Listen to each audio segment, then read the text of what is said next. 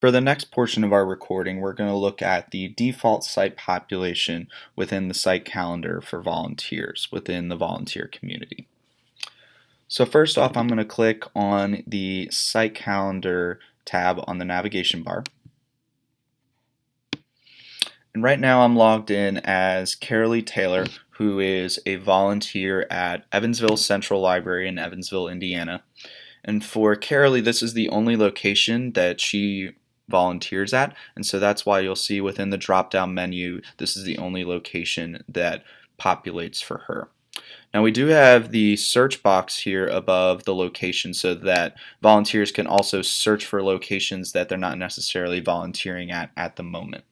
And so I'm going to search in Evansville and see what other locations populate for Carolee to volunteer at. And we'll see that Evansville State Hospital, the Blind Association, as well as Evansville ARC populate as other options for her to volunteer at.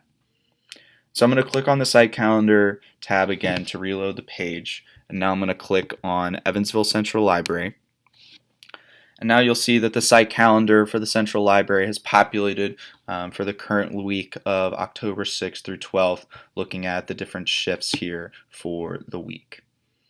And now that I've logged in as Carolee and shown you all what it looks like for a volunteer who works at one site, I'm going to log in as Robert Dietrich and demonstrate what it looks like for someone who volunteers at multiple sites. Now I'm logged in as Robert Dietrich, who is a local coordinator in Indiana.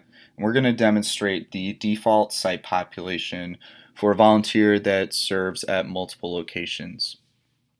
So the first thing I'm going to do is I'm going to hover over the More button and then click on the site calendar. As we turn our attention to the left side of the screen, we're going to see a pick list of all the sites that Robert currently serves at. And so as we scroll, we'll see all the site calendars that he is able to view.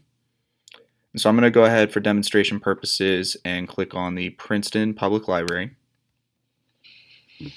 And now we see that the Princeton Public Library site calendar has loaded accordingly for Robert to view.